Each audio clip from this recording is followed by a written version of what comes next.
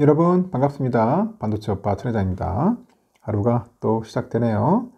시간 참 빨리 갑니다. 오늘 수요일이야. 수요일. 응? 수요일은 늘 즐겁죠. 행복하고. 하여튼 신이 납니다. 신이 나. 신난다. 수요일은 신나는 날이에요. 일단 수요일날 참 이때 술도 많이 마시고 했었었는데 소실적에 요즘은 술을 거의 못 먹고 있어요. 별로 술도 맛도 없고 즐겁지도 않고 거의 뭐 술을 끊어야 돼.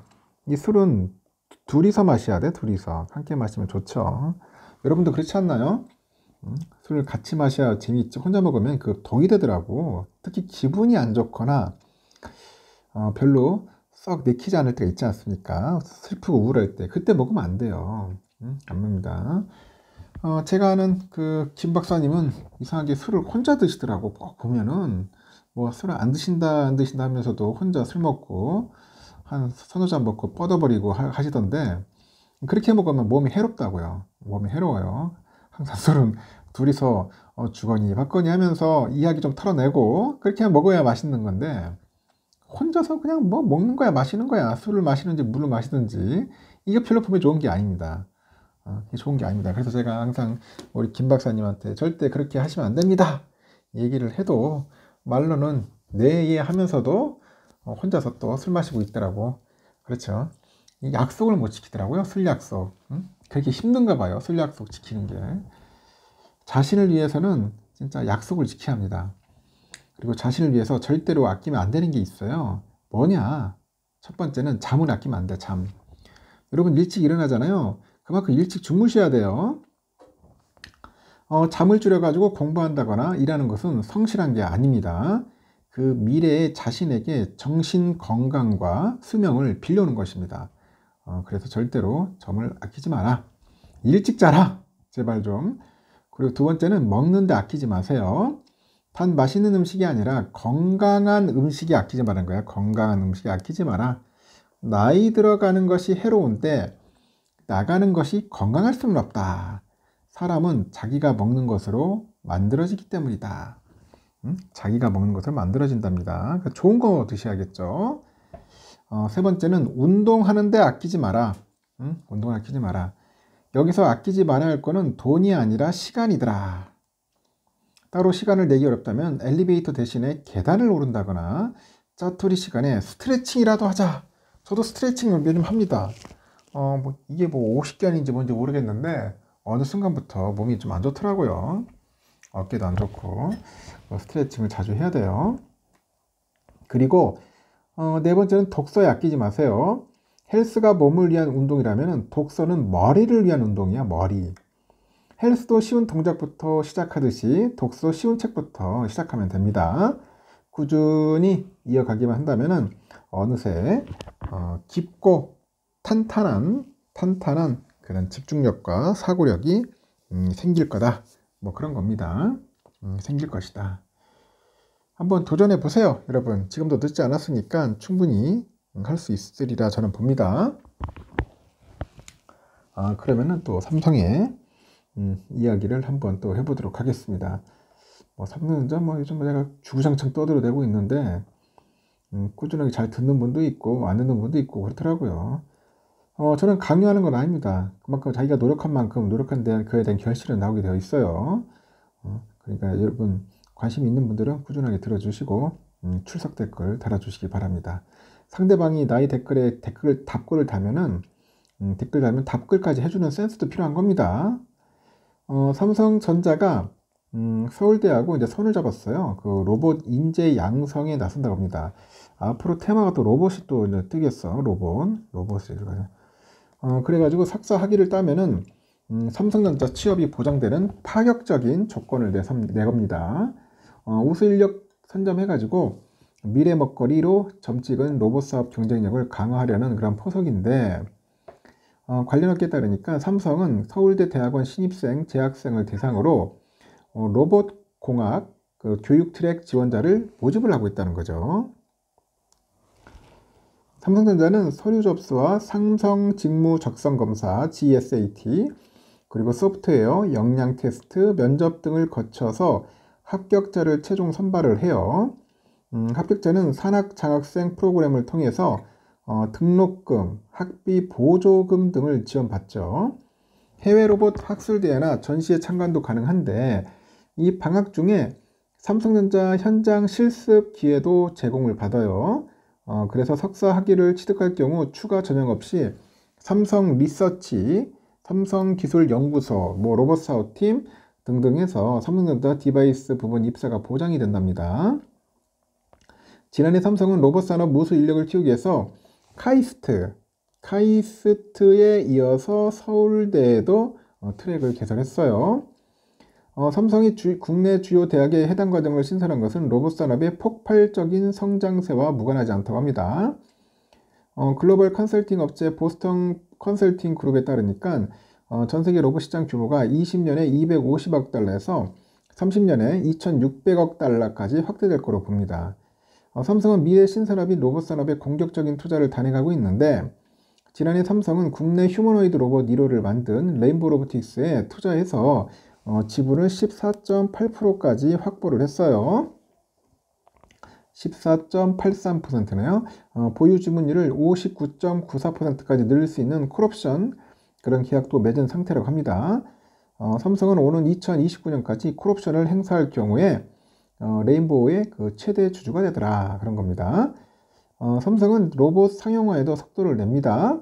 올 초 세계 최대 가전 IT 전시회 CES 2024에서 AI 집사 로봇 볼리가 공개됐고 웨어러블 보행 로봇 보조 로봇이죠. 보핏 이 보핏의 기업과 소비자 간의 판매도 앞둔다고 하네요. 이렇게 삼성의 고민거리는 로봇 연구를 담당할 국내 전문 인력이 턱없이 부족하다. 턱없이 부족하답니다. 그 대학과 그 대학원에서 배출되는 인력 규모가 로봇 시장의 성장세를 따라잡지 못하면서 구인난이 심화되네요.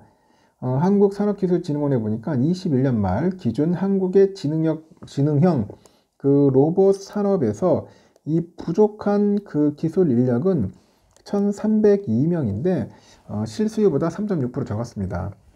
국내 지능형 로봇 산업 인력은 34,849명인데 이 수준으로 2031년에는 57,711명으로 필요할 것으로 예측이 되네요. 이렇게 생성형 AI 기술 발전에 힘입어서 당초 예상보다 로봇 상용화 시기가 빨라지고 있어요. 로봇 산업을 미래의 핵심 성장 동력으로 낙점한 삼성전자의 대규모 투자가 이어질 것이다. 그런 이야기가 있습니다. 그 로봇 한번 유심히 봐야 할 필요가 있는 것 같습니다.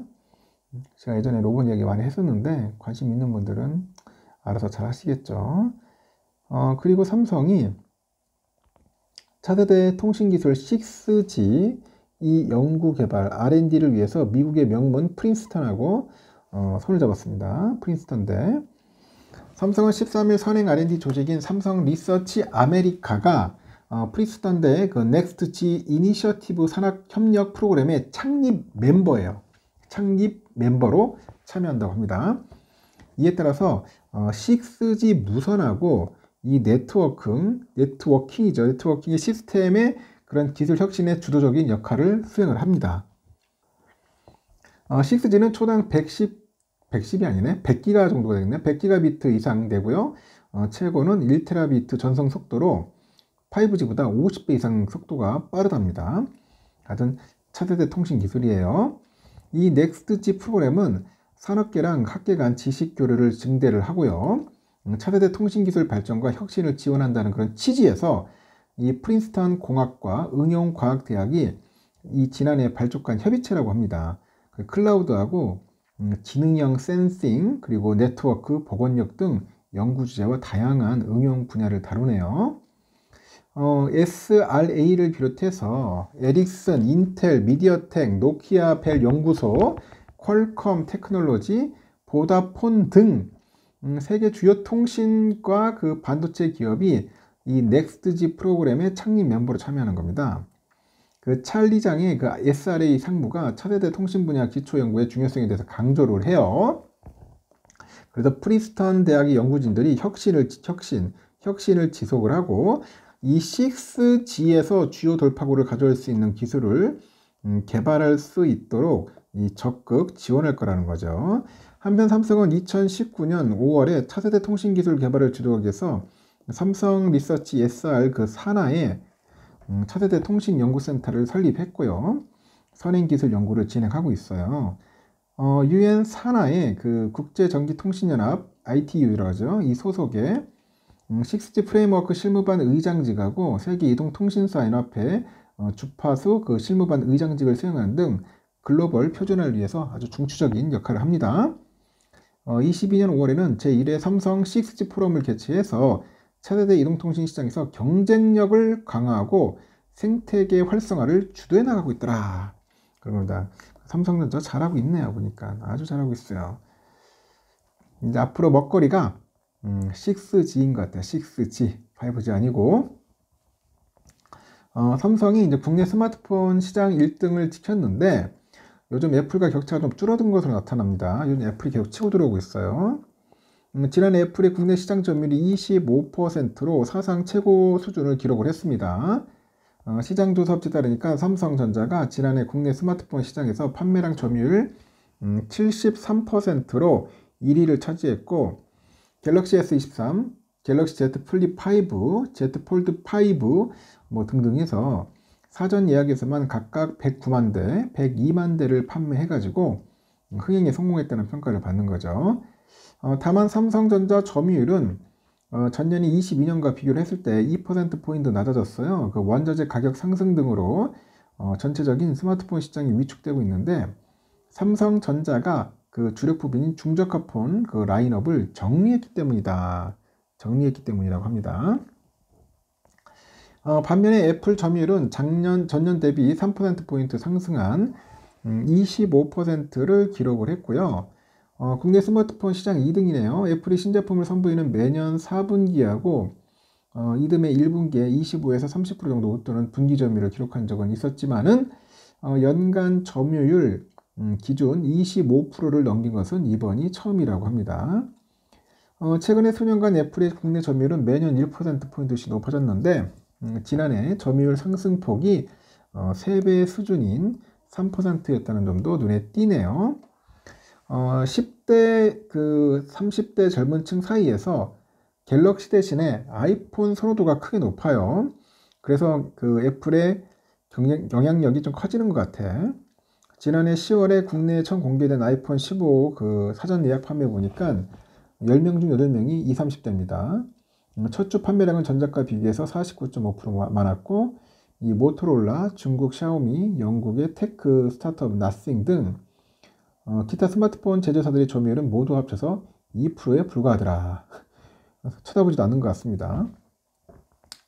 지난해 국내 스마트폰 판매량은 1,400만 대 중반인데 전년 대비 8% 줄었고 경기 침체 우려로 전체적으로 스마트폰 교체 수요가 줄어든 때문이라고 합니다. 하여튼 삼성전자랑 거의 애플과의 싸움이 아닌가 하는 생각이 드네요. 삼성과 하이닉스의 그 재고 자산이 정상 수준을 되찾고 있다고 합니다. 지난해 4분기에 전기말 대비 줄어든 두 회사 재고 자산만 5조 원을 넘고 이는 주요 메모리 반도체 제조사들의 감산과 메모리 재고 비축 수요의 효과인데 다만 세계 경제 불확실성 그리고 고금리 기조로 인해서 전방 산업의 회복이 지연되고 있고 두 회사 모두 레거시 반도체 중심의 선별적인 감산은 이어갈 것 같습니다. 삼성은 지난해 말 재고자산 규모가 51조 6,300억 정도 돼요. 같은 해 3분기에 55조 2,560억에서 한 6.5% 해당하는 한 3조 6,254억이 줄어들었습니다. 경기 불황이 본격화하기 직전인 22년 2분기와 비슷한 수준인데 당시 삼성의 재고자산은 52조 922억이었죠. 같은 해 3분기에 57조 원을 웃도는 정도로 크게 늘었습니다. 삼성은 지난해 말 재고자산의 제품별 규모는 아직 공개하지 않았고 다만 삼성의 지난해 4분기 실적을 발표하면서 디램 재고가 큰 폭으로 개선됐다. 강조한 만큼 줄어든 재고의 대부분은 디램으로 풀이되네요. 하이닉스도 재고 감축에 적극 나서네요. 지난해 4분기 하이닉스 재고자산이 13조 4,810억, 전기보다 1조 4,670억 정도 줄었고 지난해 3분기에도 전분기 대비 1조 4,720억 정도 재고를 줄였는데 2분기 연속으로 1조 원 넘는 재고 감소에 성공을 했죠. 메모리 3사가 공급을 줄이고 있는 상황인데 고객사들의 그 메모리 그 재고 비축 수요가 겹친 영향 같아요. 메모리 업체들은 인공지능 수혜로 DDR5, HBM 수요가 늘어나는 상황에서도 기존의 DDR4 등 그 레거시 제품의 감산을 1년 넘게 지속을 합니다. 메모리 수급 균형이 맞춰지면서 이제 스마트폰이나 PC 고객사들은 가격이 오르기 전 구매를 서두르죠. 실제 반도체 수출은 활기를 띠고 있어요. 관세청이 이달 1일부터 10일까지 수출액을 집계해 보니까 반도체 수출액은 27억 8천만 달러네요.